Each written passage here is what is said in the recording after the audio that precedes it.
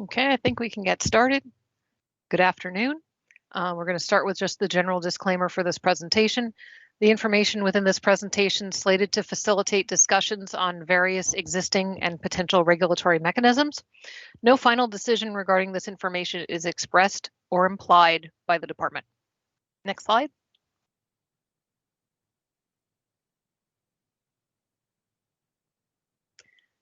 On behalf of NJDEP and the Site Remediation and Waste Management Program, my name is Judith Andraco. I'm the regulatory officer for the program, and I'd like to welcome you to the NJDEP Stakeholders Meeting Series, the first in a series, regarding PL 2020-C117, an act concerning single-use plastic bag ban, polystyrene foam food service product ban, and single-use plastic straws by request only. I am your moderator for today's presentation. We ask that you please keep your mics muted throughout the presentation and that you only use the chat function if you are experiencing technical issues. For example, if you don't have video, if you don't have audio, if you're having problems hearing someone, please keep your chat function limited to those types of technical issues. We have someone on DEP staff that will be monitoring the chat to take care of those technical issues or help you address them as we go along. Next slide. Just an in-house friendly reminder, if you are dialing into the meeting, we ask that you email Katie Greer at katie.greer@njdep.nj.gov. That's KATIE.GREER at dep.nj.gov, because when you're dialed in, we are unable to identify that you are the attendee. There's not the availability of having identifying language. We just get the phone number. So we'd like to make sure that our attendance sheet is most up to date and correct. So we ask that you please email to let us know that you attended. And let's go to the next slide. Let's talk logistics for MS Teams. With the chat function, again, we're asking you to deal with that for technical difficulties only. We found that in the past, if we have some type of a conversation going on in the chat, then people end up losing sight of what's going on in the actual presentation. We ask that you use the raise your hand function when it comes to the points in the presentations where we're going to be asking for comments and questions. Please raise your hand if you would like to provide a response. After the presenter concludes a particular part of a presentation, I'll then select the person to speak based upon when their hand was raised.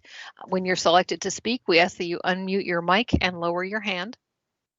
In the interest of time, a staff member may interject in the discussion with a cue to keep us on schedule, and that will cause us to wrap up the discussion and move on to the next presentation or presentation point. Today, we also want your opinion. We're going to have a question at the end of our meeting today. That poll question will appear in the chat function. So at that point, toward the end of the presentations, we're going to ask you to click on the link that you'll see in the chat function, which will redirect you to a question sheet. At that point, we'd ask that you type your name and affiliation before making your comment, because we want to make sure that we know who you are and with whom you're affiliated, so we have our most accurate attendance record. To ensure accurate notes, we ask that you type in full and complete sentences. You can vote by selecting an option and then clicking submit vote at that link. You can change your vote as many times as you like, but only your final choice is recorded, and the poll question will be open for answering for the next 24 hours. Next slide. Today's goals of the meeting are simple. We want to hear from you, our industry experts, our local and community partners, and our regulated community on how to craft our rules. Our experience is that final product is often far superior in the New Jersey Register, the rule proposal, if input is received from individuals with diverse perspectives. As our moderator, I'll provide direction to ensure that all of you that are present have an opportunity to provide input and comment and to keep us on track. Next slide. I'd like to introduce our NJDEP rulemaking team from the Assistant Commissioner's Office. Again, I'm Judith Andraco. From our Bureau of Planning and Licensing, we have Erin Jensen, Julia Rossi, Chris Michaelwitz, Dana Lawson, Seth Hackman, and Jill Aspinwall. From the Bureau of Solid Waste Permitting, we have Katie Greer, And from Compliance and Enforcement, we have Sonia Silcox. Welcome, everybody. At this point in the presentation, I would like to introduce Erin Jensen, who's going to be taking over the presentation from this point. Back to you, Erin. Thank you, Judy, and welcome everyone to our first stakeholder meeting. For the agenda for the day, we're going to cover all the material types covered in the law. For single-use bags, we're going to go over the scope of the ban. We're going to talk a little bit about alternatives to those bags and the general impact. For polystyrene foam food service products, we'll again talk about the scope of the ban, alternatives, and waivers. And for the straw by request only rule, we'll talk about definitions and the general impact. So starting on November 4th of this year, the straw portion of the law became effective. What this means is that food service businesses shall only provide a single-use plastic straw to a customer upon request by the customer. Starting May 4th of 2022, the bags and polystyrene foam provisions of the law become effective. For the bags, the law prohibits stores, food service businesses, and grocery stores from selling to or providing their customers with single-use plastic carryout bags. It will also prohibit grocery stores equal to or larger than 2,500 square feet from providing single-use carryout paper bags to customers. Also, beginning May 4th, 2022, there will be a prohibition of polystyrene foam food service products for both food service businesses and individuals. This covers both providing customers with this material and also being able to purchase it in store. That was just a brief overview. So next, we're going to just look at a couple of the general definitions that will apply to all of the rest of the discussion today. So in the law, the definition of store is any grocery store, convenience store, liquor store, pharmacy, drugstore, or other retail establishment. For food service business, that would be anyone that sells or provides food for consumption on or off the premises, including establishments such as a restaurant, cafe, delicatessen, coffee shop, convenience store, grocery store, vending truck or cart, food truck, movie theater, or business or institutional cafeteria, including those operated by a government entity. And also, grocery store is a self-service retail establishment that occupies at least 2,500 square feet and sells household foodstuffs for off-site consumption. A grocery store does not include any establishment that handles only prepackaged food that does not require time or temperature controls for food safety.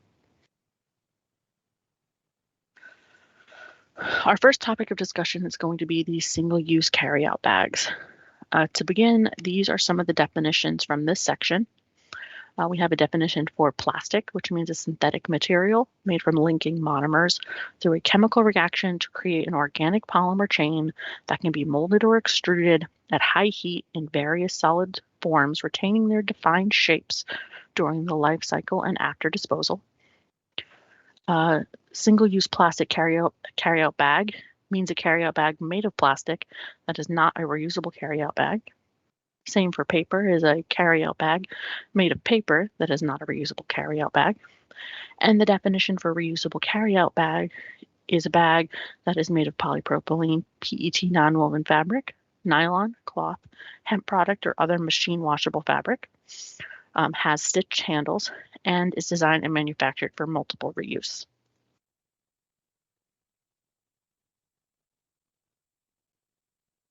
Oops, went too far here. There we go. The single-use bag provision also includes some exemptions. These include a bag used solely to contain or wrap uncooked meat, fish, or poultry, a bag used solely to package loose items such as fruits, vegetables, nuts, coffee, grains, baked goods, candy, greeting cards, flowers, or small hardware items, a bag used solely to contain live animals such as fish or insects sold in a pet store, a bag used solely to contain food sliced or prepared to order, including soup or hot food, a laundry, dry cleaning, or garment bag, a bag provided by a pharmacy to carry prescription drugs, a newspaper bag, and any similar bag as determined by the department pursuant to rule, regulation, or guidance. And we want to know what ideas are out there as far as alternatives. So this is going to be our first discussion topic for the day. And the question we're going to start with is, what materials are you considering as alternatives to single-use plastic and paper carryout bags? What are some ideas that you have or plan to use beginning May 4th? So again, as Judy has said, if you would like to have any comment or question, just use the raise hand function and Judy will call on you. Thanks, Erin. First person we're going to hear from today is Mary Ellen Papard.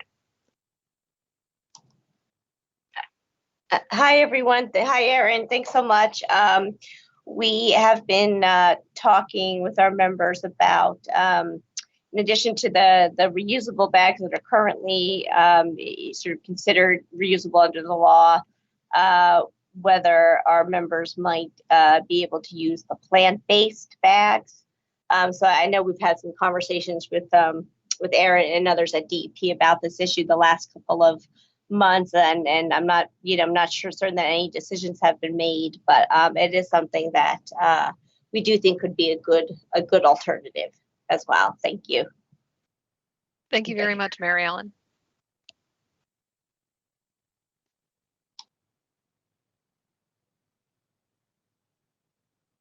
Anyone else?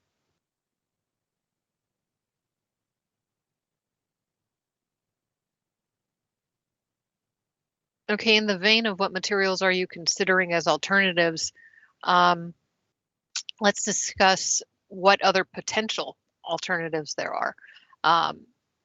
Working in the department, I personally don't know exactly how many different types of bags and carryout bags there are. I mean, I've seen the kind at my local ShopRite. I've seen paper bags at my local Wegmans and plastic bags at Kohl's. I didn't know what are some of the other materials that are out there to use. Let's hear from Jason Wadsworth. Hi folks, this is Jason from Wegmans Food Markets. I'm the sustainability manager. And one of the things that we have learned and are kind of interpreting is that for our e-commerce business, the only way to be compliant without using paper bags is to provide reusable bags to the e-commerce customer. And this would be things like Instacart for groceries. And just my comments here is that we know that putting a reusable bag into e-commerce without a mechanism to accept that bag back for reuse, and that is actually just putting more single-use plastic out into the environment versus a paper bag, which is fully recyclable in curbside systems. So we think that is a step backwards with what we've had to come up with to comply with the law. And we hope that there's some room for discussion in the future about what other bag alternatives there could be to support the e-commerce system. Wegmans is fully committed to reusable bags for our general customers. We have a reuse rate north of 80% as a company, and we're committed to that journey. We just feel like this particular issue with e-commerce isn't quite in the spirit of the law and is an unintended consequence of having to use a reusable bag as a non-reusable bag, if that makes sense. And we'd be open to other folks' comments and concerns around that or other alternative materials. Thank you, Jason. Very insightful. Oh, next up, let's hear from Linda Doherty. Hi, Linda. How are you today?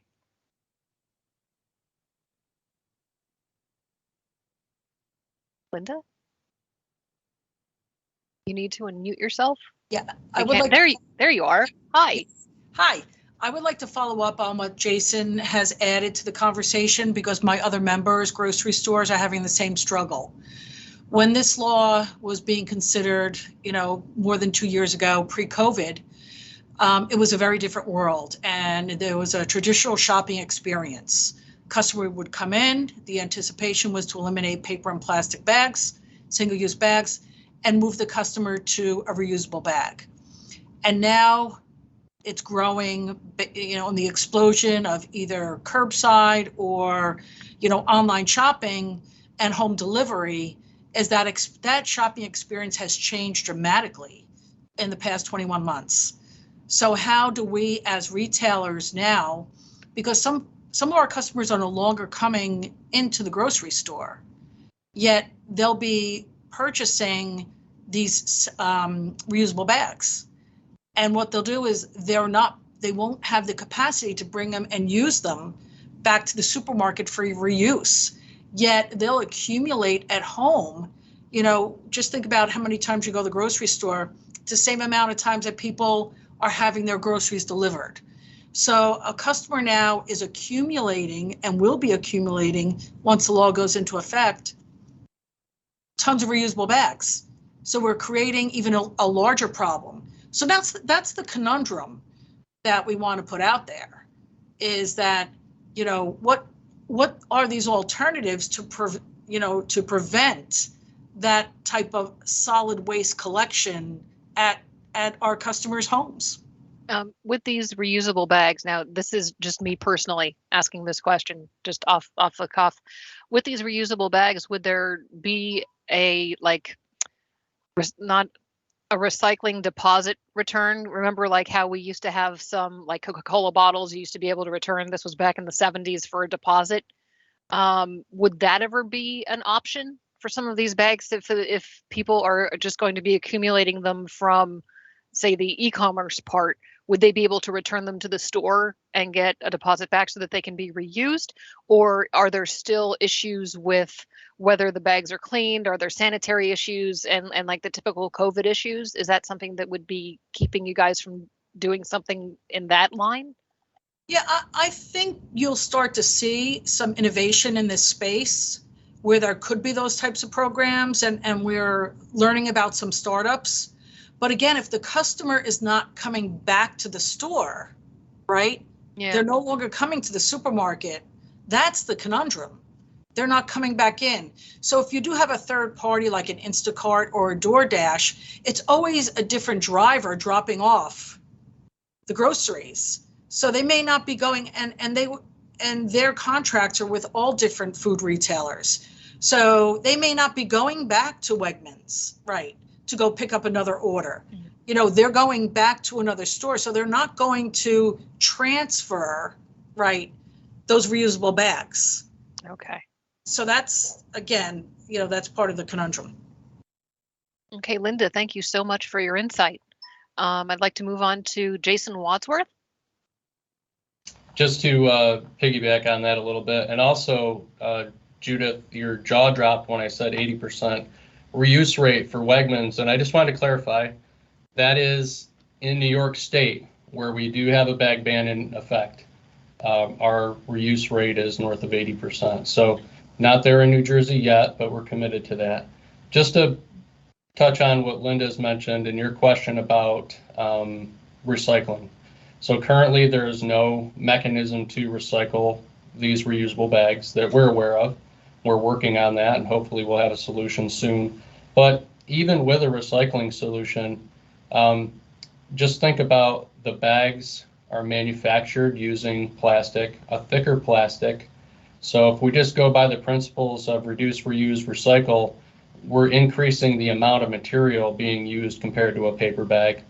And that supply chain from China, which is where these bags are manufactured, in addition, and if they're designed for reuse, they're designed heavier, thicker to meet those strength requirements.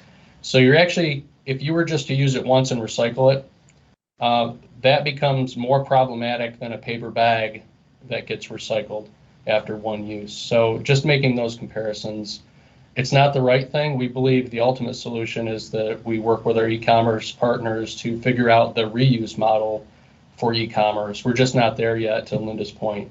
And if there was any reprieve or temporary solutions, such as, I know, the paper bag, that from a sustainability standpoint is better than the reusable bag as a single-use bag, we'd be all for it, but committed to the long-term figuring out the reuse model. Thank you. Jason, thank you so much. I'd like to move on to John Weber. Thank you, Judith. Can you hear me okay? Yep. Could you let us know who you're affiliated with, please? Sure. I'm with the Surfrider Foundation, a coastal environmental group. And I should say that given the legislative schedule today, there are a lot of environmental groups in Trenton today that couldn't be on this call because they're in Trenton today. So have no fear. This is just the first meeting. All right, terrific. So to answer your original question, I just want to point out that of the dozens and dozens of towns that passed plastic bag laws before the state, almost every one of those towns made an effort to get, reusable bags, good. They're usually woven polypropylene bags with handles, and distribute them in their towns. So there's, thousands and thousands of those bags out there. And because since you just asked about the material, I think that's probably the most common sense material that people are going to use, woven polypro or bags. So to address this issue that's being raised about, well, actually the first issue I want to address is the question about bioplastic bags. If they're talking about filmed plastic bags, those should not be allowed. They're no better than regular old plastic bags once they're out in the environment. In the coolness of the ocean, they don't break down. They just act like regular plastic. They might be slightly better on the production end if they're using, vegetable-based material instead of fossil fuels. But once they're made, they're no better than regular old plastic. So let's please not allow bio bags. I have an entire toolkit I can share with you about our Surfrider Foundation's deep dive into the whole bioplastics issue. And in short, we don't allow it. We don't think it's should be allowed. And so this issue of the nature of the supermarket business has changed. There's more people coming and not coming into the stores, and that dilemma. I think we have to get away from this idea that every single person that comes and picks up their groceries like that needs a branded bag by that supermarket. I think there's alternatives to this. And if the problem, as stated, is people are bringing so many of these home, and they're accumulating them because they never go shopping anymore. They just order online or whatever. There's no shortage of ways people can give those out. Okay. Like there's a food pantry in my town in Bradley Beach, New Jersey. They don't give away plastic bags. They tell all of their patrons, and they're serving 750 families a week. They say, you need to bring reusable bags to get your food pantry supplies and take them home. And I think that's the trend in food pantries. They're all going to be moving there. So anyone that's accumulating a closet full of reusable bags from Wegmans or anywhere else, they can give them away, or they can just give them away to, low-income organizations and agencies that serve low-income people. And I want to stress that we don't want to recycle these reusable bags. We want to reuse them. That's what they were made for. And then I like Wegmans, but I always go shop there. But right next to my Wegmans is a liquor store. And guess what? If you're buying more than like 3 bottles of anything, they reuse a cardboard container, and they just put your items in a cardboard box that they were just going to recycle otherwise. And that's how you get them from the counter into your car and take it home. And then you can recycle that box. It seems like a perfectly good solution for the grocery side of the Wegmans business. If they're doing it, on the other side of the wall at the liquor store, I'm sure they could just put groceries in boxes like that and hand boxes to people when they come and pick up their orders. It seems pretty simple to me. John, thank you for your input. I'd like to bounce back to DEP staff. Do any of you guys, Erin, have any additional response or info to provide regarding any of the comments that we got so far? Not particularly. A lot of these are things that either we've discussed before with different people or have come up in the past, but there is definitely some good information here. So I really appreciate everyone jumping on and having comments. And we'll definitely make sure to take all this into our process for rule writing. All right, we're going to go back to comments and questions. Next up is Amanda Stone. Hi, Amanda. Good afternoon. Hi, how are you? Amanda with the New Jersey Restaurant and Hospitality Association.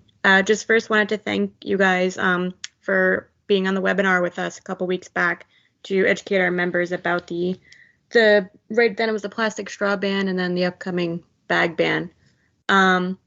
Just a quick comment on behalf of obviously the restaurant industry. I know it had been said there could be a possible delay to this, and that's the only thing we're just considering right now is if that is possible, just with the inflation and obviously the supply chain. That's just our concern as our restaurants are already kind of still in the thick of it with COVID and all of that and staffing issues. That's just our comment right now. But we're here to educate our members. So anything we're taking away from this, we will certainly let them know. Okay, Amanda, thank you so much. Next up is John Hepner. Good afternoon, John. Hi, you guys hear me okay? Yep. Great. So I represent, well, partly the restaurant association as well, but mostly the food truck association and in New Jersey. And so obviously there are concerns with this whole thing. I guess the challenge I've got is, when you're with the restaurant, let's start with the restaurant perspective. We do, I would say 50% of our deliveries are DoorDash, Grubhub, Uber Eats. How do we get food out to these guys they walk in our door right now, they take a bag and they leave. And if I can't use plastics and I can't use paper, I just don't know what else to do at this point. I'm really kind of at a loss as to how to, if they carry their own bags. The other problem with that is that we seal our bags to ensure product safety when it goes out. And so if these guys have to carry their own bags, come in, load food into a bag, leave, I have no guarantee of product safety anymore because my products are not sealed because it's their bags. That's the assumption, I'm guessing, that they're going to have to use these reusable bags and go to every location, every storefront that they go into. So that's a concern of mine. Secondarily is the food truck situation where, the expectation, I guess, is that people will now, everybody, and I don't mean some, I mean every single person will be forced to walk around every day, everywhere, carrying a reusable bag of some sort. Because otherwise they come to our food truck, how do I even give them food? I mean, I can give them in a sealed container, but it just, I don't know. I'm just confused about how to do this right now. And I just want to jump in, and I appreciate your comments. Paper bags are only banned from large grocery stores equal to or larger than 2,500 square feet. All other retail establishments are allowed to use paper bags. So all right, that's good. That's the restaurants, the food service businesses, they'll be banned from the single-use plastic bag. You also have to comply with the polystyrene and the straw portion, but yes, the paper is only for larger grocery stores. Okay, very good. Very good to understand. That helps a lot. I didn't understand that, so that's very good. All right, John, thank you so much. Next, we have Evan with Walmart. Hi, Evan. How are you? Good. Thank you for having me. Thanks, everyone, for your comments. I just wanted to mostly reiterate what Jason Wadsworth and Linda Doherty had brought up. I wanted to mention Walmart is part of a Beyond the Bag initiative. We have a consortium along with CVS and Target, and we've been working hard on trying to, problem solve how to remove bags. We've gone bagless in a number of states, but again, to the comments that Jason and Linda brought up, most of those are for in-store and for grocery pickup, which I think are a little bit easier to think through. And reiterating a little bit about what John was saying, although maybe not applicable to his world of smaller retailers, delivery really does pose a whole new challenge that I don't believe today there are any viable sustainability options for. So I actually piloted in New York and New Jersey over the past 6 months a reusable bag model for delivery. That was particular to a delivery type that Walmart offers. It's a small section of it. It's called in-home delivery, where we actually own that entire chain. So the vehicles and the drivers are, belong to Walmart or Walmart employees. As soon as we expand outside of that, to the points made earlier, to the DoorDashes and Instacarts, it really is not super feasible at this point. We do have a pilot plan to start investigating what that would look like, But again, we haven't really done any meaningful sustainability analysis in terms of what the reverse logistics look like, what's the percent bag loss. So if we're only getting 75% of those bags back, and I say only 75%, does not make it worthwhile from a sustainability standpoint. And then there's the sustainability costs of reverse logistics, getting those bags to a cleaner, and then the actual cleaning of them. So I think this is all, I think this is a very important conversation. We want to be moving this forward. I do worry that we're going to end up in New Jersey in a similar situation to what happened in Connecticut, which is we moved from 0.8 millimeter bags to 4 millimeter bags in order to meet the requirements of that state. And then the problem just became simply 5 times worse from both a cost standpoint and from an environmental standpoint. So I think if we don't really have viable options, and I am speaking specifically to delivery, I just wanted to echo Jason and Linda's comments that we're going to end up in a much worse situation. And I think maybe together as a group, we should outline what the options are, what the alternatives are, what those impacts would be, and if we are actually achieving the goals that we all have in common here, which is to reduce waste and make a viable option for the future. Thank you, Judy. If you don't mind, I'm going to make just 2 quick comments. Sure. The first one, I just wanted to know, I know you had brought up the thicker plastic bags in Connecticut. So that is something that wouldn't happen in New Jersey because based on the way the laws were written, the thicker plastic bags would not be allowable because they don't meet our definition of a reusable bag. So I just wanted to help your concerns there. But my second one is sorry, just to comment on that. I mean, to have a bag that meets the requirements of New Jersey's law would be a lot more plastic than a single-use plastic bag.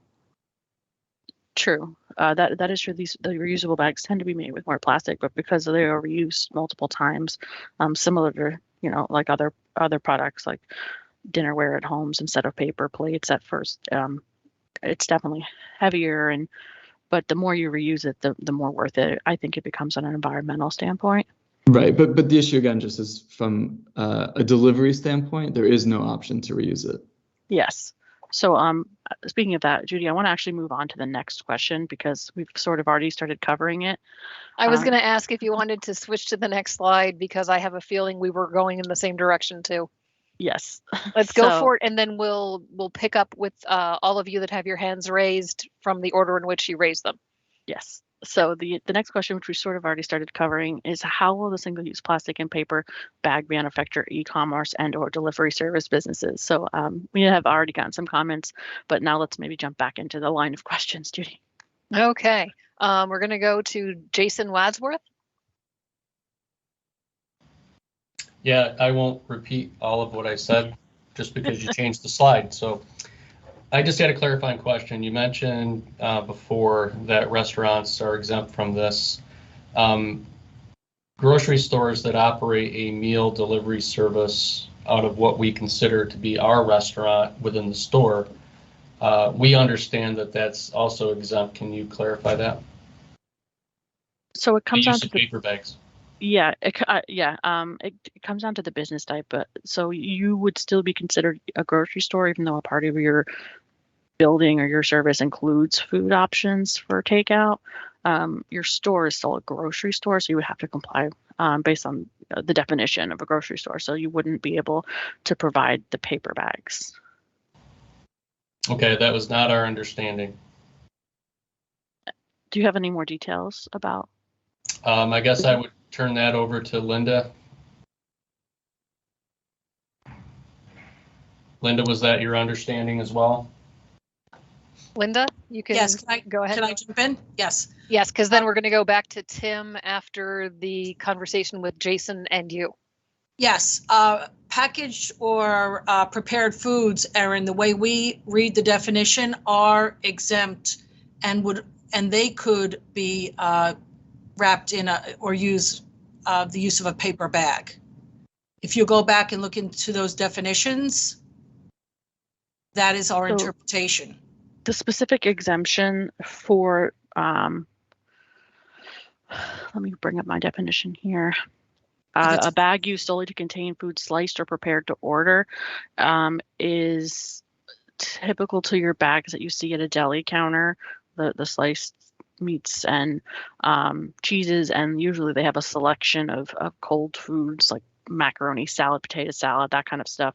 Those are the types of smaller bags that this exemption includes. And whereas it says including soups or hot food, that is describing those kind of small, almost square plastic bags, for example, that you may see at like a Wawa, or if you order a container of soup that they place it in, it typically has like a cardboard type base to it or a paper base to keep it sturdy. Those are the bags described in this area. But Right. we can definitely take in everyone's opinion with rules. I mean, we cannot change anything that is written, but we can clarify things. So we definitely want to keep getting your opinions on that. Right. So this is Jason again, just real quick. So we make the delineation of if you're contracting with a DoorDash who is also servicing restaurants, that is a restaurant food. We're not sending groceries out with DoorDash. We're sending restaurant foods out with DoorDash and using paper to do so. Whereas we're using Instacart for groceries. Instacart is not providing restaurant food to customers, they're providing groceries. So to me, and maybe Wegmans is unique, I don't think so, but we're a restaurant within a grocery store, if that makes sense. So is it two separate businesses, or is it the same business? Two separate businesses under one roof is how I would describe it. So similar to like if you went into, like, for example, one of my ShopRites, you can go in and there's also a Dunkin' Donuts inside, but it's its own thing. It's just part of the store. Is it something like that? I would say akin to that, but again, I would make the delineation there with the service provider that we're using. DoorDash is a restaurant service provider. Instacart is a grocery service provider. And so they're two very different models. And, you know, we are competing with restaurants using DoorDash. So you're penalizing our restaurant business just because we're under the roof of a grocery store, if that makes sense. I understand your concerns, and we're definitely, again, the point of the meeting is to take in everyone's comments and thoughts, and when we're considering the rules that we want to write. So we're going to keep doing that. I think it's an interesting point that although, you know, you can take DoorDash and Instacart and group them into e-commerce, would it be worth splitting that hair into e-commerce grocery versus e-commerce retail? You know, or e-commerce like restaurant versus grocery. I mean, I think that's something that we'll definitely have to think about. I think that's a great point that Jason and Linda, you both brought up. We're definitely going to take that under advisement. Yes, definitely. Thank you. And I just one last point is I think we definitely want to take that under advisement, and it's an interesting thought, Judy, versus the grocery versus the food delivery services. I think it can get a little bit dicey because all these businesses are expanding, as Linda has said. It's a big thing. So now your DoorDash, which used to typically be food, now does pickups from Bed Bath & Beyond. So they're expanding outside of their typical. So the splitting hairs may be even more complicated now. But just to give everyone an idea of like, this is what we are considering all of this with rules because we want to specify everything as best as possible.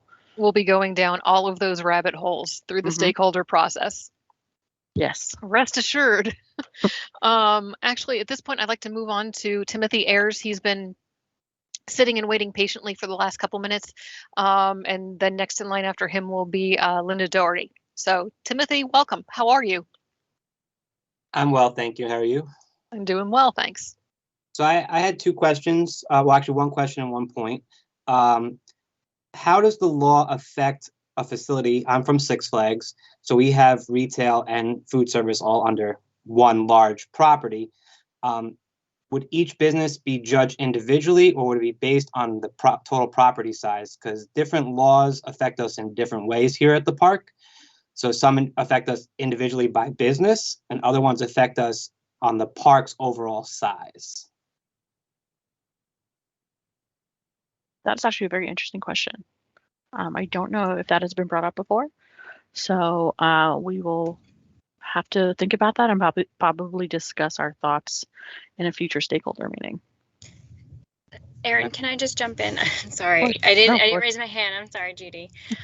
That's okay. Do you have a recommendation for the department on how we should proceed or what we should consider at this point? If you don't have an idea right now, that's fine. You could certainly email us like how your ideas on how we should apply these situations and incorporate them into the rules. We would love to hear like how you think we should consider and how we should consider these topics to implement them in the rules.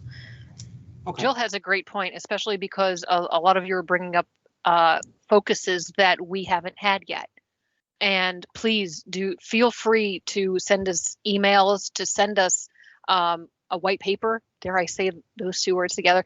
But send us your ideas and basically what you're dealing with out there on the front line. Because with the changing community and retail market, things may be going on that we're not even sure of, and you guys are bringing it all to light to us.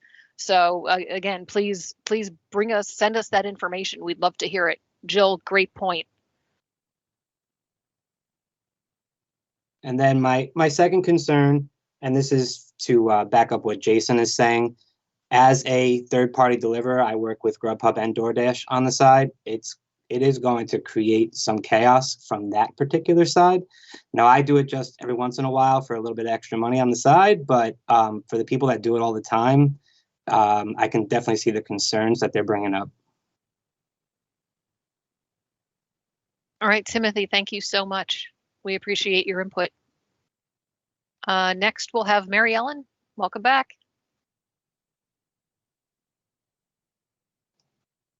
Hi, Judy, again, thank you. This was to the earlier discussion we were having a few minutes ago about the restaurant type foods. It was our understanding that that section of the bill that references carryout bags and carryout bags shall not include, and then it goes through those iterations, that wasn't, that wasn't about what type of business you were, like whether you were a grocery store versus a regular retail versus, a restaurant, but that it had to do with the type of foods. So it was our understanding when this bill was going through the legislative process, and then when we started working on the implementation, that meant that all prepared foods, hot foods, food sliced, prepared to order. That was our understanding, that meant that those types of foods themselves which would be, restaurant type foods, and which some of our members do have in their cafes, that it was about the type of food that was exempt from those provisions, not whether or not you were a grocery store. Because I think when we had talked about a lot of those types of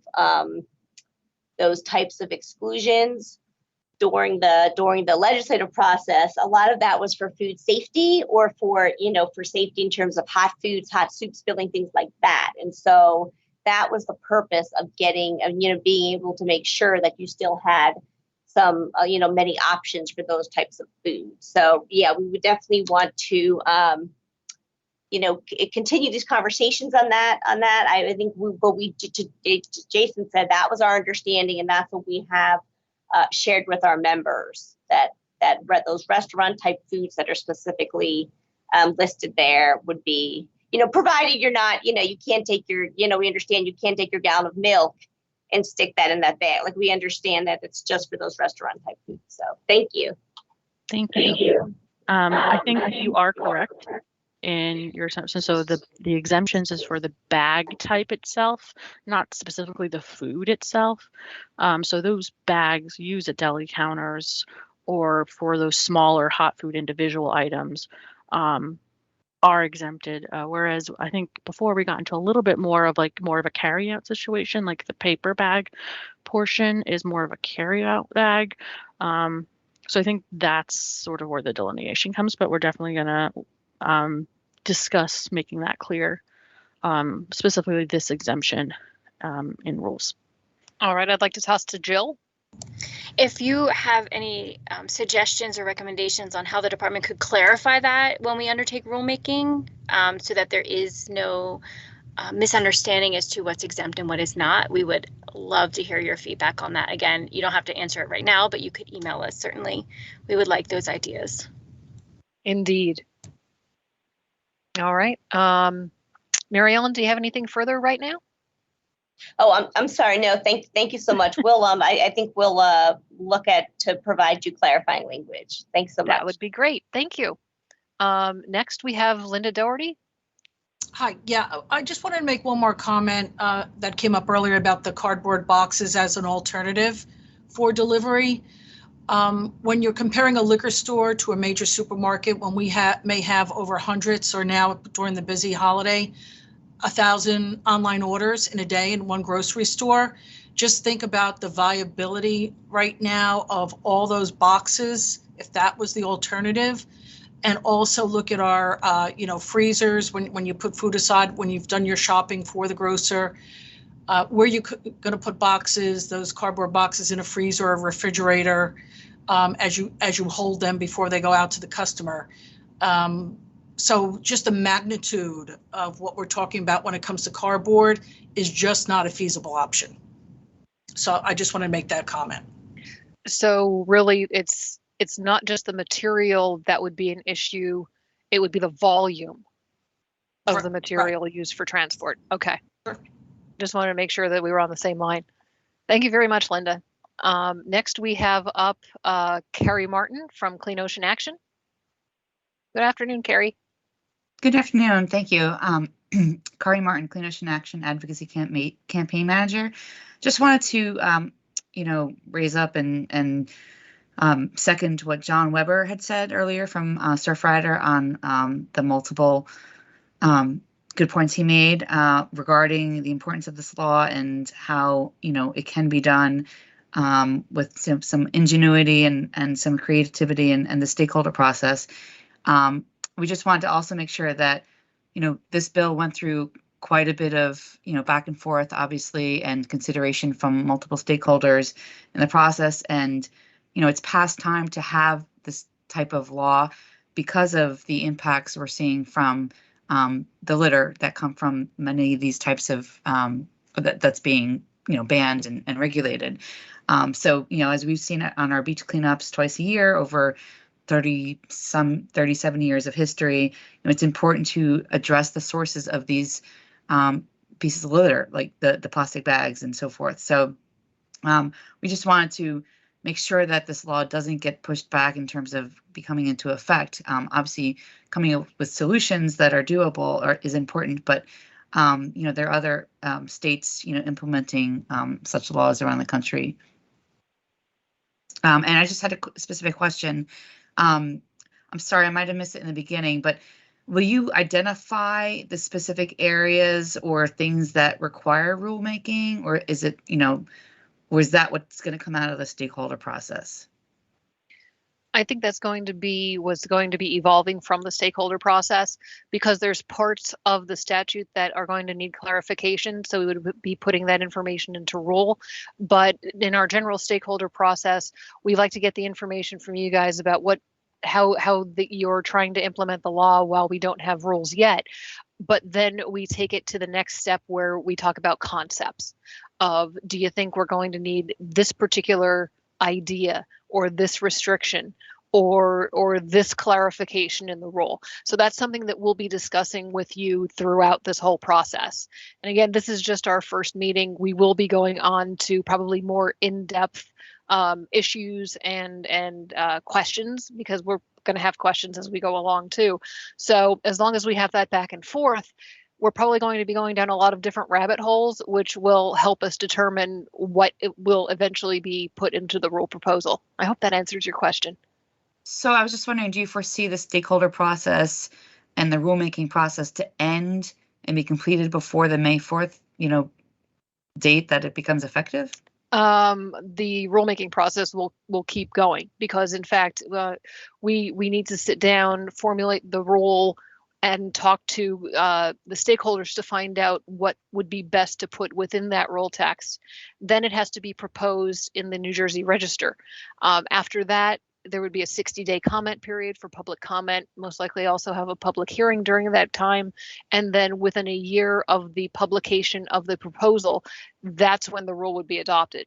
So because we're probably not going to be having an effective rule as of the May 4th date, it's still going to be in process. We're going to be working within the confines of what the statute is spelling out. And when it comes to the interpretation of the statute, that's basically up to all the different parties. However you interpret the statute, it's up to your specific interpretation until we have our rules in place. So what we're hoping to do is throughout the stakeholder process, get your ideas and interpretations and feelings about the statute and maybe meld all of those ideas together into a workable rule that not only benefits the regulated community, but also protects the environment and stays true to the intent of the statute. So sorry, I just wanted, that was a lot of information. So the law becomes effective on May 4th, but the rulemaking will continue and go through the process that you just laid out. So after May 4th, everyone needs to be complying, but based on how they read the law and not necessarily how it will be, will it be enforced? I'm going to toss that question back to maybe Sonia or Aaron. Sonia, do you have any? I guess I can go first. It's still an effective date. Even if there's no rules, the law still becomes effective and compliance is expected. So enforcement can and most likely will still happen after May 4th. And that'll look different depending on where you are. But again, that's something we'll specify more through the rule process about exact details, but the general nature of the law, everything still becomes effective on the day and you need to comply. If you have specific questions about how to comply, that's kind of, we do general guidance for now until rules are finalized, if that sounds correct, Judy. The FAQs, yes. And more FAQs will be coming in soon. I don't have an exact time, but they will be coming soon. Thank you, Aaron. This is Sonia with Compliance and Enforcement. You basically covered my response similarly. The department has the authority through the statute, as well as the county agencies and local governments to enforce the provisions of the statute. The rules, just when adopted, outline the more formal process the department typically follows. But the authority will remain there with the effective date of the law. Thank you. Can I just ask, I know, I'm sorry, I have a lot of questions, but is this typical that rulemaking happens after an effective date? I'm sorry, does it differ? Or I mean, I'm just sorry, it just seems like that stuff should be done before. You would think, but it's in the normal course of things. Rules are more there to clarify any possible vague points in a statute. So we're not making any additional additional things on top of the law. We're just there to clarify what's in it. So I think it is typically a normal process. Rules is a long process. I also think having some time to implement the law and get a even greater understanding of what the challenges are will help inform us so that we can draft better rules for you. Thank you. I appreciate your time. Thanks, Kari. Next up is Evan from Walmart. Hi, everyone. Thanks again. Just following up on Kari's point about other states or jurisdictions having similar laws, I was curious, just from my own knowledge, are there any other places that have a similar ban on the delivery side that we can look to for inspiration and solutions? Or is it this group's understanding that this is kind of the most austere law on the delivery side?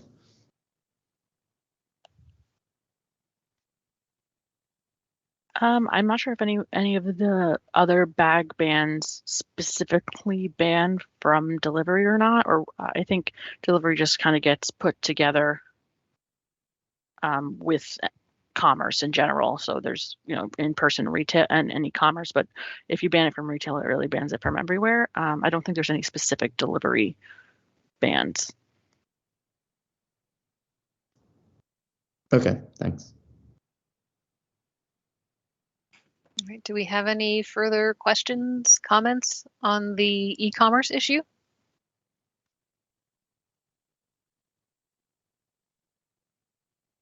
Okay, I think we may have exhausted that for now. Erin, do you want to move? Oh, wait, we have Mary Ellen. Yes, hi, I'm sorry. Just one more question that I think you are still thinking about, but would love to know if sort of clarification has been reached.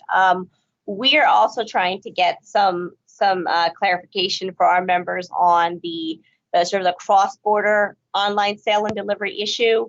Regarding interstate sales, and when, if a customer in New Jersey has an order and maybe it's packed at a fulfillment center across the river. And so we're trying to get some answers on that. That's something that our multi-state members have been asking about. Thank you. I Thanks, believe Mary that Ellen. is still under discussion on our side and review, legal wise. I think we're still waiting for advice from our attorneys. Okay, thanks so much. Sure. Any further questions, comments, concerns? Okay, Erin, I think we can We're bounce ready to back move to you on. in the next one. Yep. Thank you, Judy. All right. So now we are going to change topics a little bit, and we are going to move on to a discussion on polystyrene foam food service products. So I'm going to start with the definition from the law is that a polystyrene foam food service product is defined as a product made in whole or in part of polystyrene foam that is used for selling or providing a food or beverage and includes but is not limited to a food container, plate, hot or cold beverage cup, meat or vegetable tray, cutlery, or egg carton. This section of the law also has exemptions. However, these exemptions are only valid for a period of 2 years after the implementation date. So that would be until May 4th of 2024. These temporary exemptions include long-handled polystyrene foam soda spoons when required and used for thick drinks, portion cups of 2 ounces or less if used for hot foods or foods requiring lids, meat and fish trays for raw or butchered meat, including poultry or fish that is sold from a refrigerator or similar retail appliance. Any food product prepackaged by the manufacturer with a polystyrene foam food service product. And again, the department does have the ability through rule, guidance, or regulation to add additional similar polystyrene foam food service products to this list. So our next topic of discussion is going to be what alternatives to polystyrene foam food service products are you considering? What's out there, what's available, what works for your business, or just what are you considering in general? All right, we are open for questions. Please raise your hand if you'd like to provide a comment.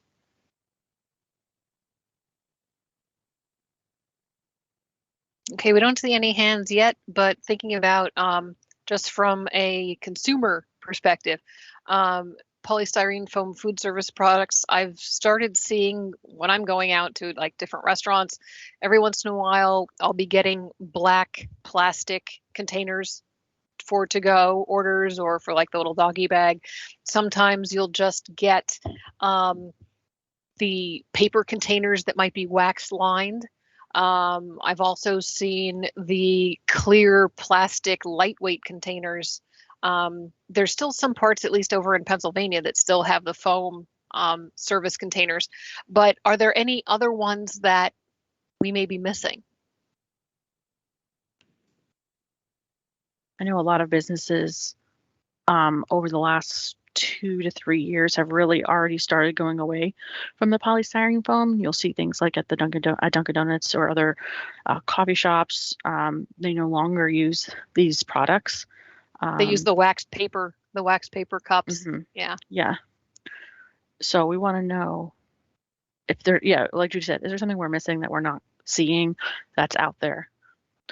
Or is there an alternative that, on behalf of your affiliation, that you would like to see more prolific use of? Or are there cost issues when you're dealing with different alternatives? Are there any alternative materials that you might be aware of that you're not looking to use because they might be causing more of a cost problem, affecting the bottom line?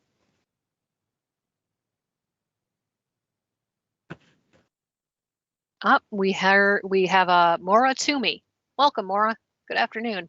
Hi, this is Maura Toomey from Clean Water Action. On this topic, I wanted to bring up a concern that we have, which is that, with a lot of these paper alternatives, a lot of them are treated with PFAS or other harmful, forever chemicals that are an emerging issue. And I know that the law doesn't specifically address this, but I was wondering if there is any way that, recommendations can be made for, preference for products that are free from PFAS and other toxic, forever chemicals. I would think that we'd love to hear your concerns. We'd like you to email us those issues, because that's something that this is just consumer duty that I hadn't even thought of. I know that they say that PFAS and those forever chemicals are basically in and around everyone and everything, but I hadn't thought about it from the food packaging side. They're very common on those materials because, that's to help them be a little more water resistant and more durable. So it's actually, those are some of the products where it's very common on. Obviously, we're happy that polystyrene foam is eliminated because that's also toxic, but we don't want to be, just replacing one with another. We want to be able to give folks and businesses, an actual real alternative. So yeah, I can send you some more information on that if that's more helpful. That would be great. I'm sure that's something that we'll be talking about in future stakeholder meetings too. At the end of this presentation, I think our general email address is going to be up where you'll be able to send all that information. But that's a good point. Thank you. Thank you very much. I just want to point out there is a resource online through the New Jersey Business Action Center called the Vendor Clearinghouse, where businesses who sell products that are alternative to the ones being banned can apply to be added to the list. As a department, we don't make it specific recommendations for product types, though we are very concerned, obviously, with food safety, and we can put things like guidance on that website. So anything that you provide for us, we can use for guidance to, educate people, as long as we won't be saying, hey, you should buy this specific product, something like that. But it would definitely be helpful for guidance on that type of website. All right, thank you, Erin. Next up is Kari Martin.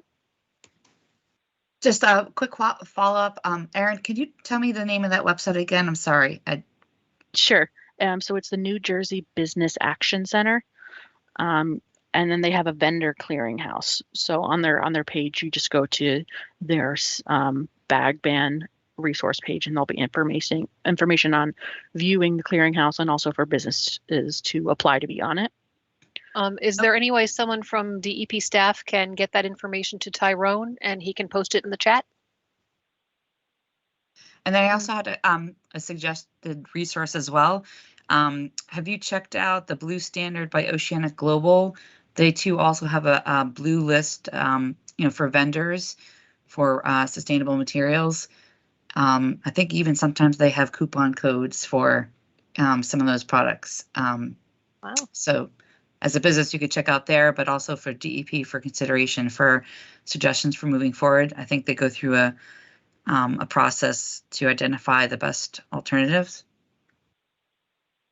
Yeah, please make sure to include that when you reach out with the further information on the alternative safety products.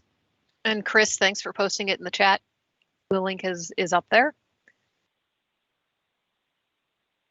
All right, I think we can move on to our next commenter, Ndini Cheko.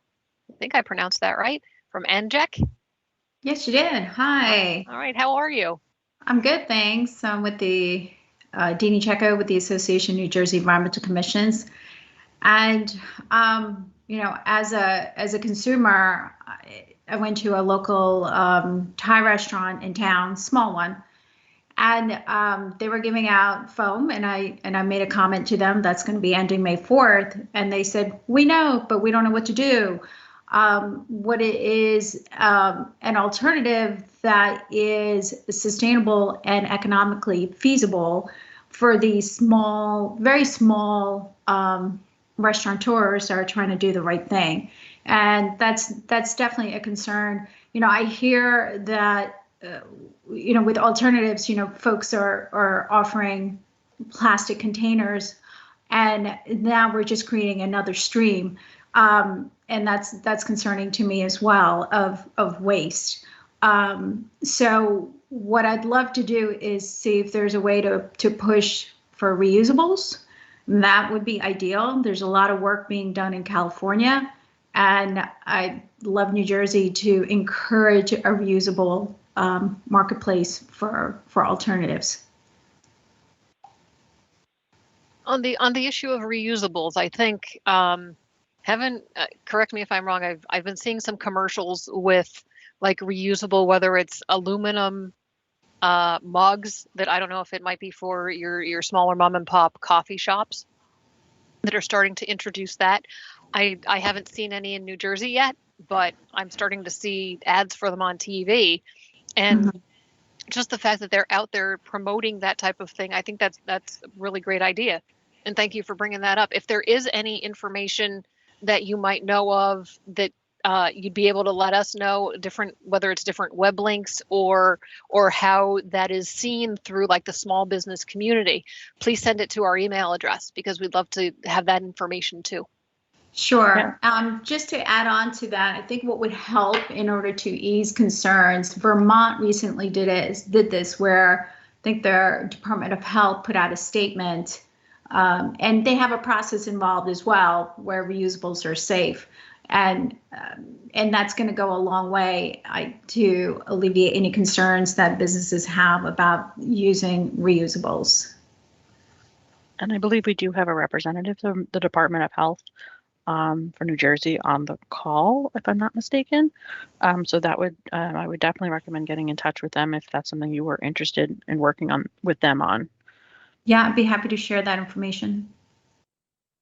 Thank you. Thank you. All right, thanks so much. Next up is Mary Ellen. Yeah, hi, thank you. You just sort of talked about what I was going to say, but we have to be really careful and cautious when we're talking about reusable containers for food safety purposes, for allergen cross-contamination. You know, there might be some circumstances where it might be okay for somebody to, you know, refill their own cup. But I think when we're talking about something where we're going to be handing an employee a container that we've brought in from our home. I know members have discussed this issue in the past, and while, you know, certainly I think from an environmental standpoint, you can certainly see the appeal. There's concern about cross-contamination. Now the employee has taken that container, brought it into the back to fill the food. Like, it's just, there's a lot of food safety concerns that would need to be addressed. So thank you. Thank you much, Mary Ellen. Thanks. Do we have any additional questions, concerns for polystyrene alternatives?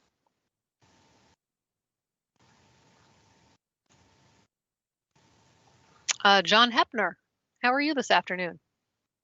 Quite well. The only thing I was going to throw out, it's kind of a, I saw it on TV the other day, but that's the edible cutlery. If you've seen that. It's a new thing, I think kind of new, but where you can actually eat your spoon when you're finished.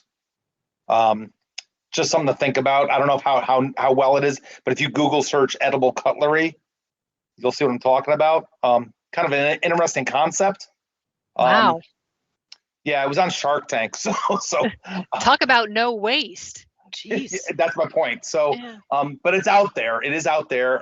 They're a business. They're starting up. I'm not trying to promote anybody at all because I get nothing out of this. But just something to. It may be the future. Who knows? I don't know. But just throwing it out there. I'm gonna have to keep an eye out for that. That sounds kind of neat.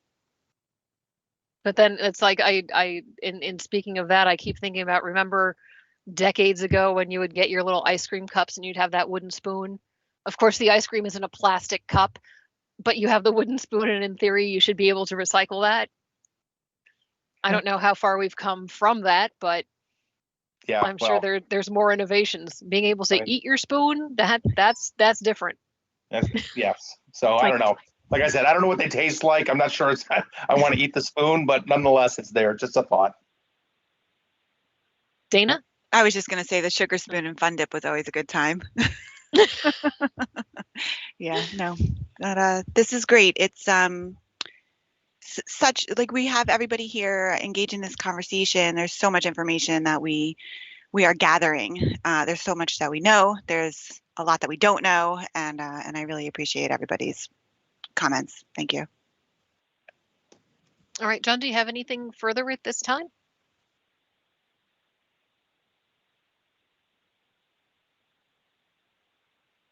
Nothing for me. I'm sorry. Okay, just wanted to make sure. Just wanted No to make sure problem. we got everything there. Next up is Timothy Ayers. Just going off what John just said about the edible spoons, we actually did get samples of those. And while some flavors are good and other flavors are not, they actually come pre-wrapped in plastic. So it ends up creating more litter that way, at least in our setting, than it does provide a common good.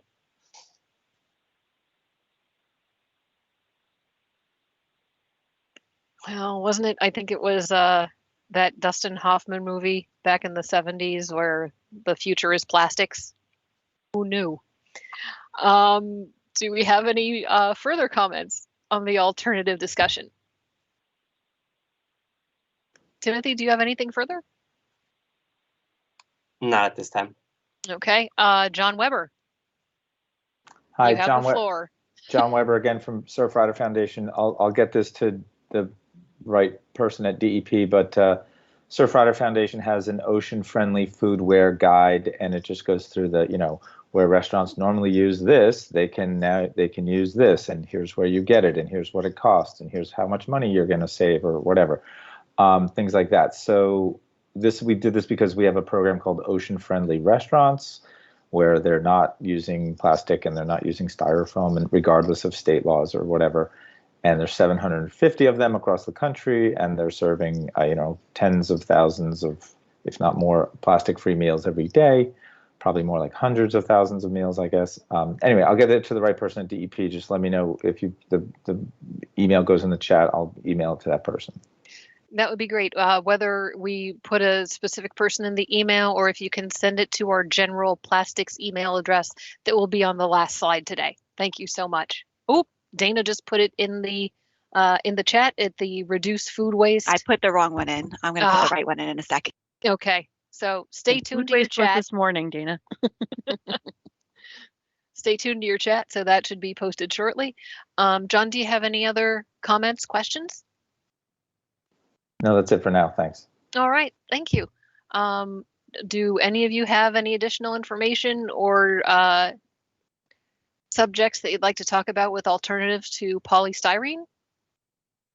If not, I'll give it another couple seconds to see if any of you need to raise your hands. Because, there we go, single-use plastics at dep.nj.gov. Dana just posted it in the chat. Thank you, Dana. We don't have any more hands raised for this particular topic. I think we might be able to move on to the next one. Erin, back to you. Great. Thank you, Judy. So our next discussion, I'm going to go over a little bit of the waiver process. So on top of having some temporary exemptions, polystyrene foam also has a waiver option. This waiver is live on our website, and you can apply for a waiver at any time. Waivers are good for a period of 1 year, with and then you would need to apply annually if you continue to meet the parameters. So to be considered for a waiver, you would have to meet one of these two situations. The first is there is no feasible and commercially available alternative for a specific polystyrene foam food service product, or the person or business has less than $500,000 in gross annual income, and there is no reasonably affordable, commercially available alternative to polystyrene foam food service product. Just to mention that this waiver is not for a business as a whole, but the waivers are for specific products, as you can see here. So if a business is going to submit a waiver because they meet the situations for multiple products, they would need to submit several waivers for the different product types they'll plan on using, or they plan on continuing to use. So going on to the question, what guidance would you like to see regarding environmentally sound polystyrene foam food service alternatives? So that has to do with this law, but also the general discussion I've we've posted as part of the law. So as part of the law, the Department of State, in consultation with the Department of Environmental Protection, is charged with establishing a program to assist businesses in complying with the provisions of the law. This includes establishing an online clearinghouse of vendors who provide environmentally sound alternatives to single-use plastic carryout bags, single-use paper carryout bags, polystyrene foam food service products, and single-use plastic straws. So as you can see, it says environmentally sound. We want to put some more guidance out there of what that means. And this goes along with the vendor clearinghouse that I did mention earlier, that is hosted by the New Jersey Business Action Center, which is a part of the Department of State. So between that and the information in the waiver section, what guidance do you want from us regarding environmentally sound alternatives to polystyrene foam products? And first, just a note, Tyrone has put in the chat that link for the bag ban waiver and cover letter forms. So if you would like to copy that link or have direct access to that to be able to see the form now within our discussion, you can just go into the chat function and click on that link. Thanks, Tyrone. First up, we have Mary Ellen. Thank you. Again, just one quick question about the waiver process. I do understand that it's a per product waiver that you would have, so you might have to submit multiples.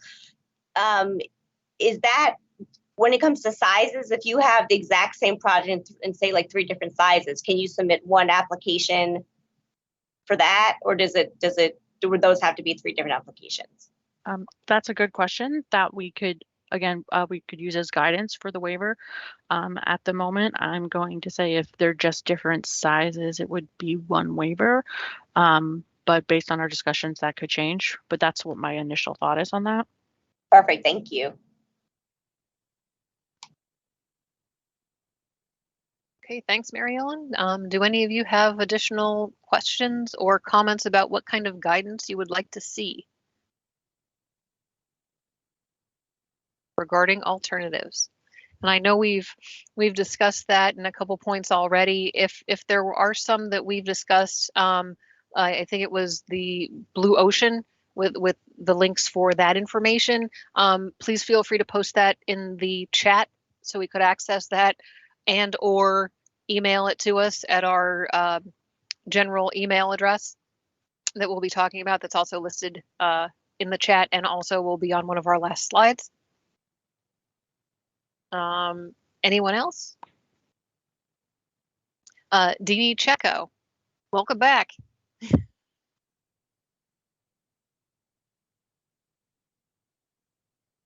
Dini, you're muted. Sorry. There you go. Okay.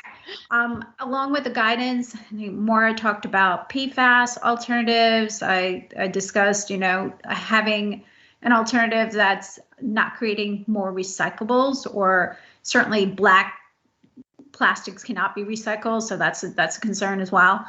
And oh gosh, what was I going to talk about? Darn it, I'm blanking. Okay, it's okay. Whoa, what was my other item? So I'd like to see guidance along those lines and reference lists. Reference lists are definitely. I think that would be really helpful. Yeah, along those lines. Yeah, that would be great. Did you have any question about the waiver? No, I don't have a question on the waiver. I was just trying to cue in your memory if there was something else that you might have missed. Well, I appreciate that. Sure. But just more from a what's acceptable for as recycled materials, and just trying to encourage folks to use foil, perhaps, go back to wax and foil. Thank you. All right. Thank you very much. Anyone just, to grab some more attention on this specific topic. So one of our considerations is working through the vendor clearinghouses, putting in guidance saying, here's a bunch of people that say they have alternatives to polystyrene, and based on the law, anything that's not polystyrene is allowable. But we want to give people more information saying maybe this type of product is more environmentally friendly than another type. So comments like that, maybe thoughts about what may be better than others, would also be great in this discussion. Thank you. And I'd like to thank Kari and John for putting in links for Blue Standard as well as the Ocean Friendly Foodware Guide. Thank you for that information. Do we have any other questions, concerns for this particular subject? I'm not seeing any more hands. I think we might want to move on to the next one. Erin, back to you. All right. Let me bring up our next question here. So we are going to change topics and we are going to move on to discussing straws. So our first topic of discussion is we don't have a definition for straw in the statute. So we are considering creating a definition for that in the rules.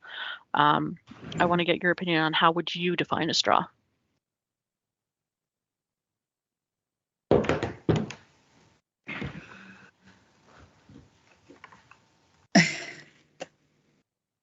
Okay, let me see if I can. There's your common thing of you get a straw in a drink, right? But you have, like, remember back in the day there were the big McDonald's straws that would be served with their shakes. If you go to a nightclub, you're getting the little stirring sticks that have holes in them. So are they a stirrer or are they a straw? You might have some type of a paper stick. Is there a hole in it? Is there not? If it's not particularly used as a straw, is it still considered a straw? We'd like to know what your ideas on those particular materials are. Based on our slide here, the current interpretation we have of a straw is a tube of any thickness or length that one may suck through for any food product. So I mean, there's some. If you think about it, you might go to your local coffee shop and you have a coffee stirrer or what is being marketed as a coffee stirrer, but it could be one of those the long sticks that have the dual holes, where really you could suck the coffee through it, or you could just use it as a stirrer. In-house, we've been discussing these kinds of things, and we need to know what all of you think about these types of materials. And I know it might just be a pedestrian that, well, a straw's a straw, but there's a lot of things to consider. What it's made of, what size it is, where you get it, what it's being used for. So we'd like to have your input and your thoughts on that. And first, we're going to go with Jason. Welcome back. So I guess then what I've read in the law is it's plastic that you're looking to ban, correct? Yes, so the by request only rule is not quite a ban. It's just instead of automatically giving out straws, the customer has to request one, but that only applies to the single-use plastic straws. Other types of straws that are not plastic do not have to follow the upon request rule. Answer my question. Thank you. Maybe even let us know, does anyone agree with our interpretation? That would also be helpful.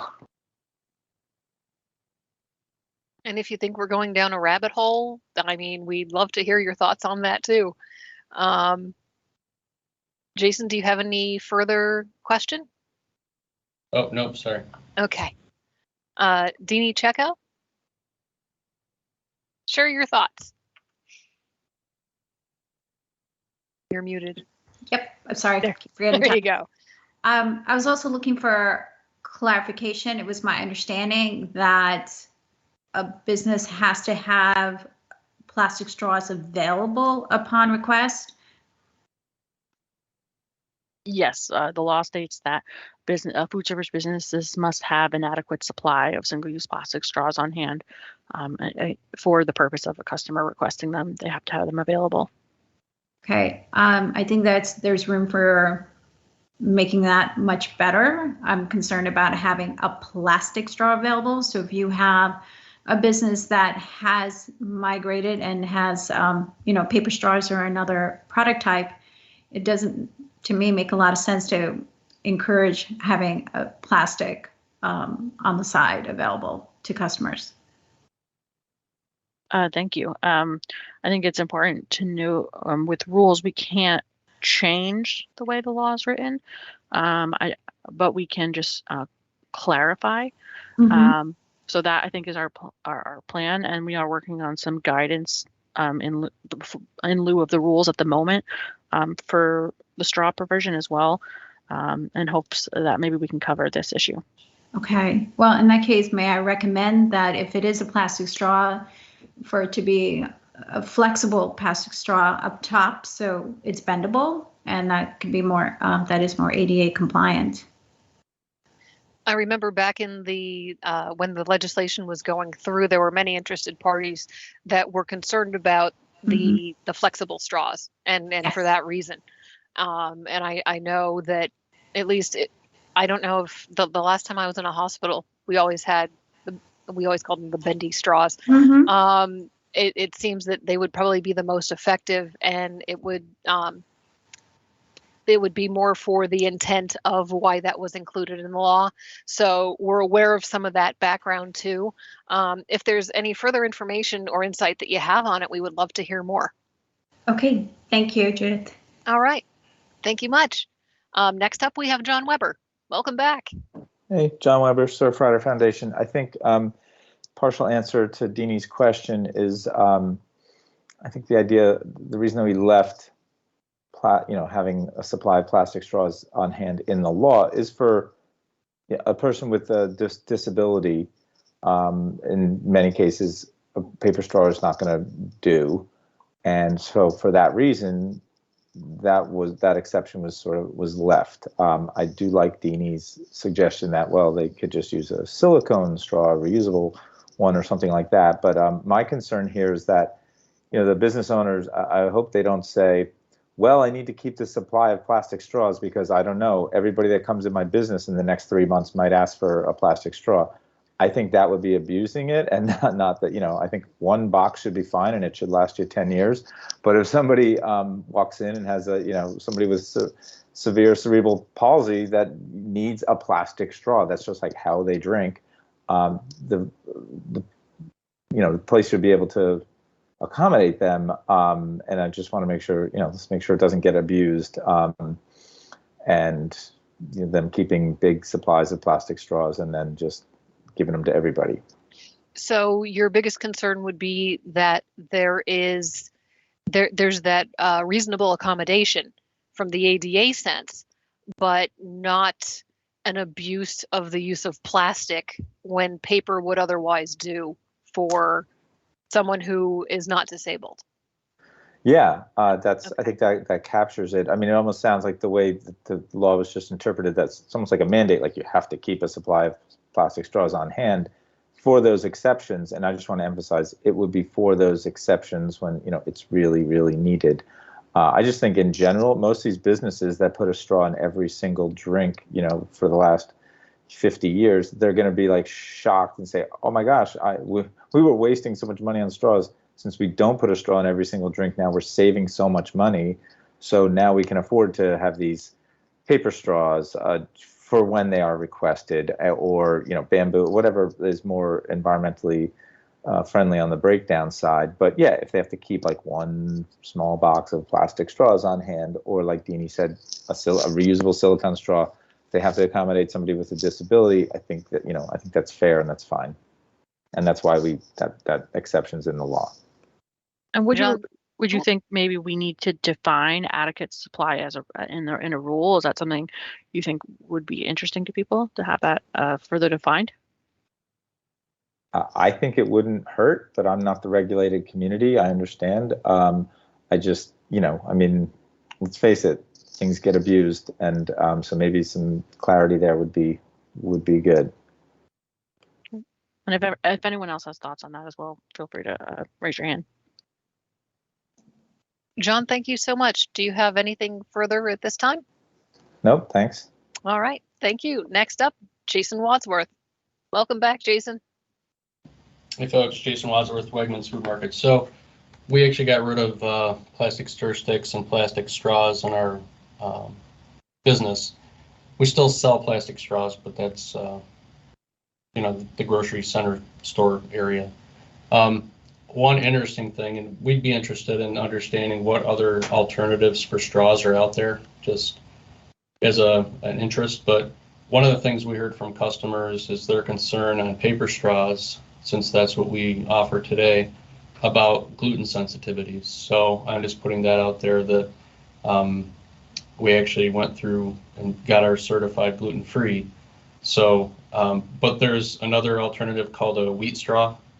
If you've seen or heard of that, I just don't know what the gluten issue is on those or any of the alternatives, quite frankly. So rambling, but I just thought that was an interesting point as I looked at alternatives that, paper straws suck. Literally. Now, yeah. Well, Jason, thank you for your insight on that. If you can possibly email us or provide us with some of the research that you've done, or different web links for different materials, we'd find that very helpful. And what are your thoughts on how we should further guide restaurants and food service businesses that have already gone plastic straw free in regards to having adequate supplies? What do you suggest for how we should handle those situations? Next up is Kari Martin. Welcome back. Hi, thank you. Clean Ocean Action. Just as you're talking about defining the straw, something to consider during our beach cleanups over these years. There are other things that are kind of like straws, but they're not used as straws. The stirrers that go along with coffee and other types of drinks, they're plastic. They actually have holes you could actually drink through, but you would get not much out of it. But that is really considered a straw. So I just want to make sure that whatever definition you choose. So I see here it says any thickness or length. So you would consider that a straw?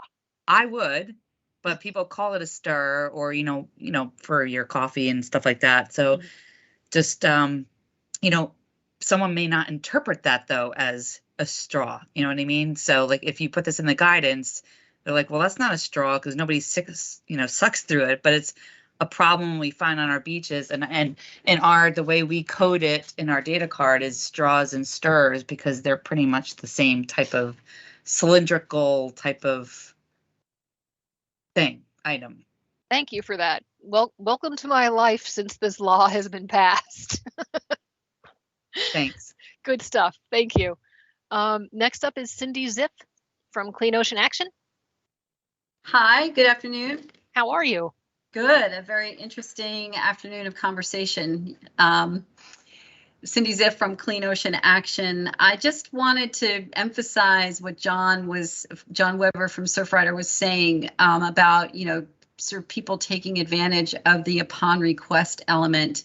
There's a lot of beverages that, require a straw, or are presented in a way that, you need to poke a straw through in order to drink it, and may lead people to, requesting that straw, which will just, perpetuate the huge amounts of straw usage that we're trying to reduce. It really was to accommodate folks with disabilities, to allow them to have access to a needed, tool for consuming beverages. So I just want to emphasize that, having food providers, have a product that, whereas anyone, has that straw access, and then the person says, the straws aren't readily available, but they'll just automatically say, well, can I have a straw? So that it is upon request,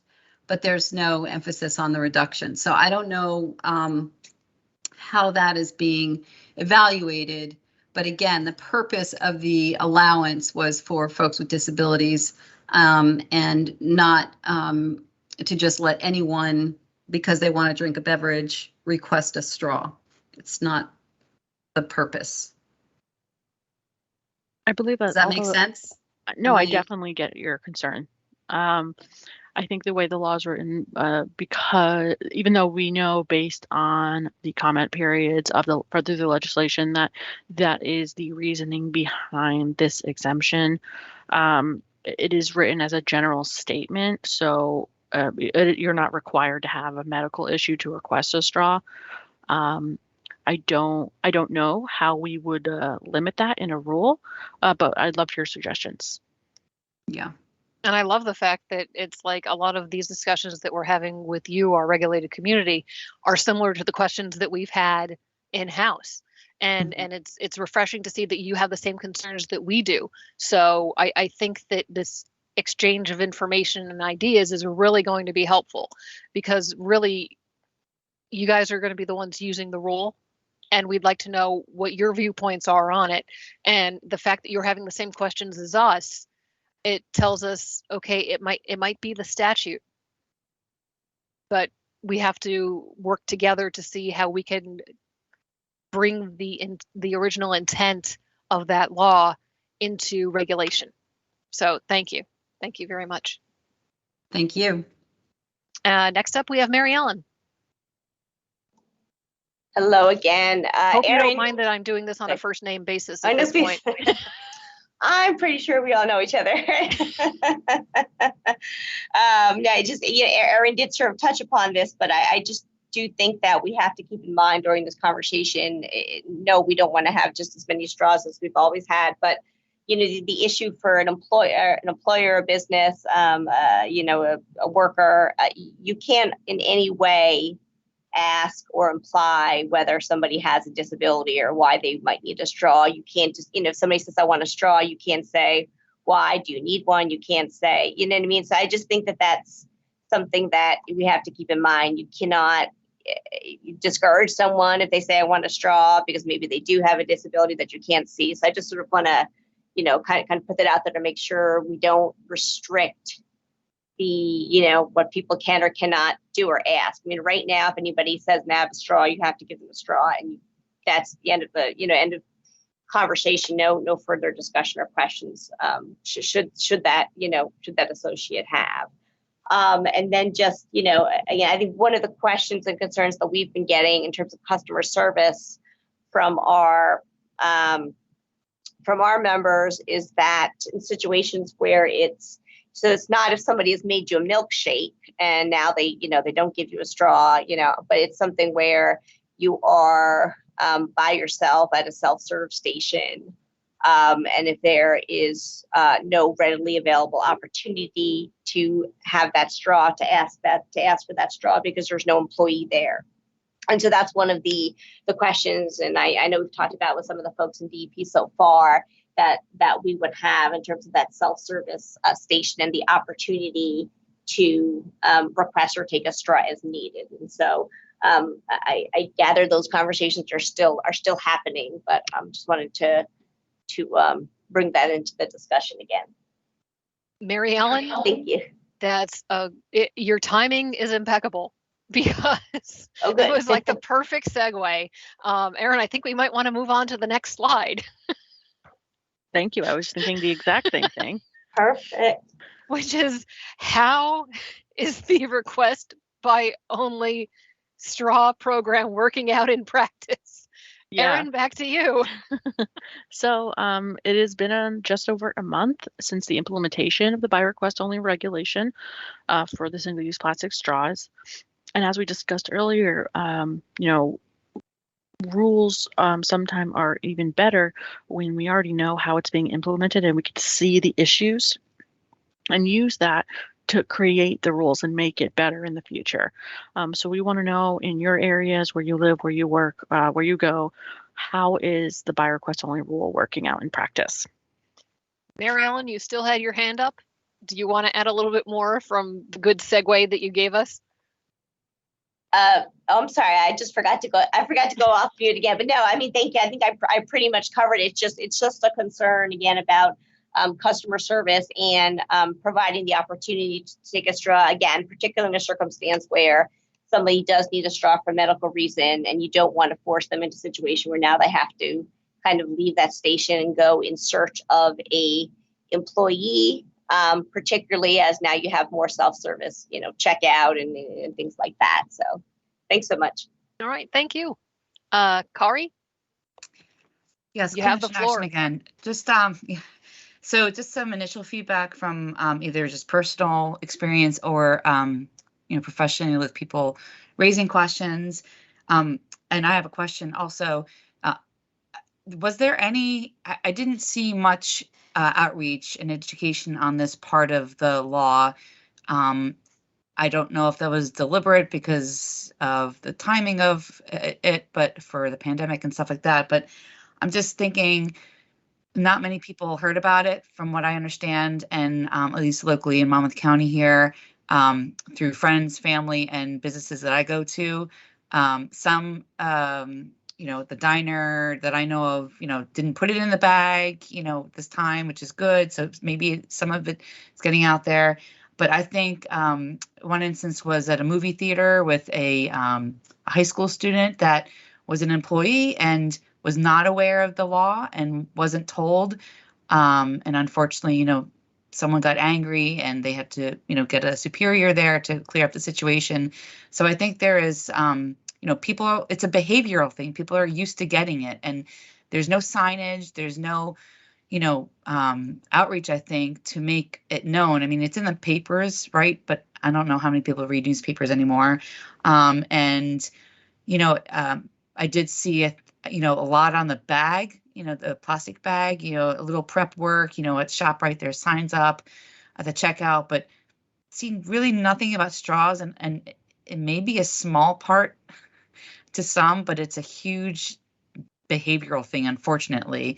I think it's doable. I just think it needs a lot more education, awareness, outreach. I will say, to the credit of my town, I was very happy to be at a council meeting the day that, on November 4th, the day that it became effective, that the business administrator announced it in minutes and to the council, which I thought was really great. And I don't know if that's happening across the state, but communication to the towns, so they announce it to their communities, is step one, for getting it out to communities and the businesses that are there. And I just think, from what I've heard and what I've seen, they're still being given out. People don't know about it. They may not get that upset, but I know that the person at the movie theater was requesting like a handful, and they also then got confused. The employee got confused. Am I allowed to give one, or can I give multiple? It's not the amount, right, in the law. It's just to have them not readily available and upon request only. So there's a lot of confusion from what I've seen. I don't know if anybody else has a similar feedback. Thank you for that. Yeah, I think we have seen it's been a bit of a slow learning curve, in my opinion. We have been doing a lot of outreach through and with the Business Action Center, who is charged with the business education component of the law. We have met with many business associations. We have contacted all the chambers, the BIDs, the SIDs, the downtowns. We've sent letters to mayors. We have websites. We've done social media campaigns. Clean Communities has also has a Skip the Straw campaign. So there is information out there. And I have seen compliance at some of the larger places like the AMCs, Wawa, places like that. They have signs saying, if you want something, a straw, you have to ask for it. But you're right, and I think it needs to get even further, and that's something we're working on. But I'd love to get your suggestions on how to reach more people. Yeah, I just wanted to add that, of course, we are trying to educate others as well, and the people in our communities, in our circles. So it will come from many different places. I just hadn't personally seen an outreach specifically on the straw. I think I saw a couple of posts. So I just wanted to just put it out there that, you know, with the bag law and the styrofoam polystyrene, we need to also do the same sort of, you know, if we want to make any indent whatsoever on reducing the straws, then we need to do more outreach. It's a lot, and it's really a big cultural shift. I've got to say that just seeing what's going on in New Jersey and a few other states in that same wave, it's refreshing from an environmental protection standpoint that we're reaching this point where things are coming into law. And through stakeholdering and getting a chance to talk directly to our regulated community like yourselves, you guys are giving us the information that we need to be able to make it all work for everybody. Kari, do you have any further questions, comments? I see your No, head still up. Lower my hand, sorry. All right, no problem. Thank you very much. Maura, you're up. Hi, yeah, this is Maura from Clean Water Action. Thank you for sharing about, you know, what kind of outreach has been done so far, because that's, you know, what I had wanted to ask about. And obviously it seems there's a lot more to be done. Clean Water Action is trying to do, you know, more of that in the communities that we're involved with. But just like anecdotally, in terms of what I've been seeing since this part of the law is in effect, is similar. You know, a lot of places, they just doesn't seem like anyone's aware, or there are a lot of places I've seen that are aware. It's just that they're switching to a paper straw or something else. There's no really indication that there's any by request policy happening. And I know that that's in compliance with the law, obviously. You know, paper, they could do whatever they want with, but I would just suggest that in outreach, it's communicated that what's the best practice overall is just adopting a by request policy across the board, because that's really, number one, in the true spirit of the law, which is reduction. Number two, doesn't add costs for businesses who are now feeling that they have to go ahead and purchase the more expensive alternative, while not seeing much of a reduction because people aren't aware of it yet. So do you think that it's not just a material issue, which would be like plastic versus paper, but it's still just the volume is also an issue out there? Yeah. So for example, Clean Water Action, a few years ago, we did a pilot project with a few restaurants where it was just a by request policy across the board. And we provided signage that just basically, it was very basic, had, you know, just said, do you really need a straw? It's a little turtle picture that was cute. And then on the back, it had just some facts. And it was basically, you know, this establishment only serves straws by request. So it didn't put it on the servers to have to communicate it or anything. It was visible to the customers, and it just kind of made them think, oh, okay, now I'm aware. I'm going to think about it. Do I really need a straw? You know, I'll say yes, or, you know, I'll decide yes or no for myself. But just doing that, you know, in some of these restaurants that did participate, there was a huge reduction, like 90% reduction.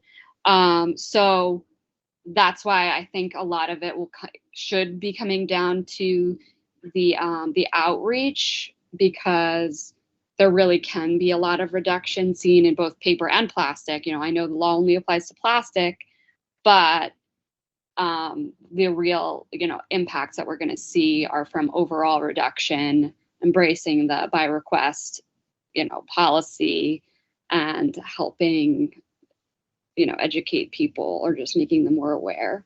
That's, you know, the new way.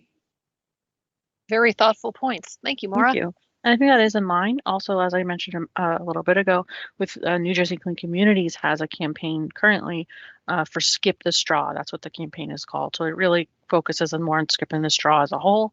So that's kind of in line with their campaign, and they have some stuff on their website, bagupnj.com, for more resources. And they have free signage for businesses to use in all different types for that. So I think that's in progress. And just put in the chat, Joanne, thank you very much. The Skip the Straw social media campaign information. There's the link in the chat. Thank you so much for posting that in there for us. Does anyone have additional comments, questions, opinions regarding the straws? Okay, I don't see any more hands being raised. Erin, let's move on to the next slide. All right. So this was actually our last slide based on material types, and we are going to move on to our closing remarks, which is going to start off with a poll question that we have kind of talked about earlier at the beginning of the presentation. So now that we've gone over all the questions for our first stakeholder meeting, we'd like to get an idea of what you would like to discuss further in future meetings. We plan on having multiple meetings throughout this process before actually writing rules and going through the formal process. This is just the first step. First step. So the poll question can be found via a link in the chat box once Tyrone posts it. It's up there. It's up. Thanks, okay, Tyrone. So click on the link. There's going to be multiple options for you to choose, as well as another category if you would like to add in additional thoughts that we didn't cover. They're very general topics, but specific to materials. So I'm going to give everyone about 2 minutes to go through and answer. You can choose multiple options. And then when you submit, that's your final time. You can edit them, but we only record your final response. If there's something that's not on the list that you'd like to end up meeting with us about, please type that in too. Yep, into the other category. And if you want to think about it some more, the poll will be open for 24 hours. So I'll give you guys about 2 minutes now to work on that.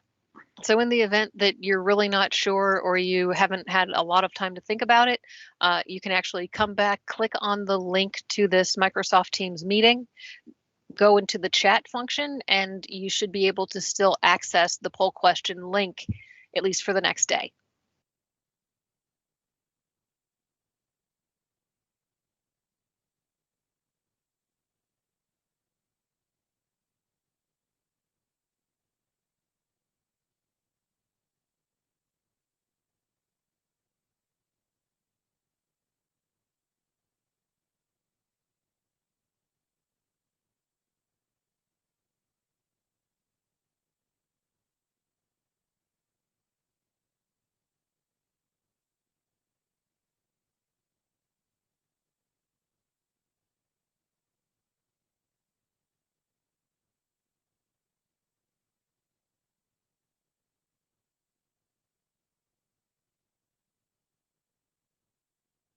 I'm going to give everyone just another minute.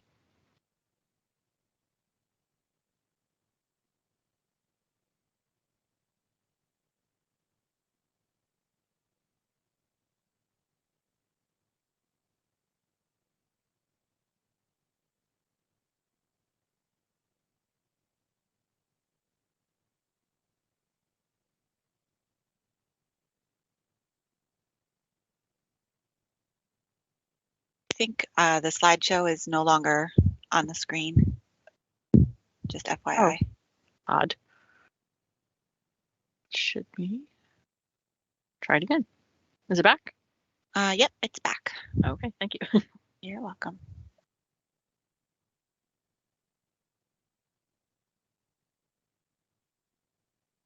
Okay, I think we're going to move on to our last slide in closing remarks, and I'm going to pass it on to Judy. All right, thank you, Erin.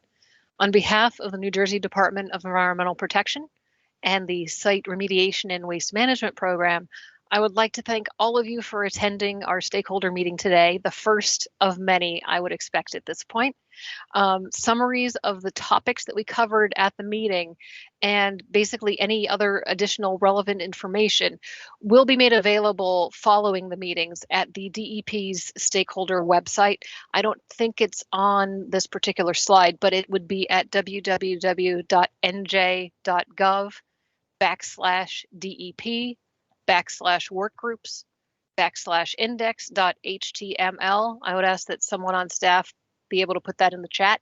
Following the New Jersey Register publication of the rule proposal, which we talked a little bit about early on, there would be a 60-day formal comment period and most likely a public hearing where formal comments, written comments can be made by anyone during that particular time.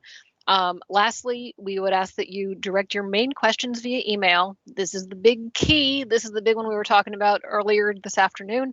It's at closing remarks number 1 at single-use-plastics@dep.nj.gov. We ask that you please send us information about your experiences with how the law has been implemented, what you think about what a straw is, and any other information that you think we should know about that you're dealing with on a daily basis, because we need to keep hearing from you. Again, I'd like to thank you all for spending your afternoon with us. On behalf of the department, I hope you have a wonderful day and a great week. Thanks.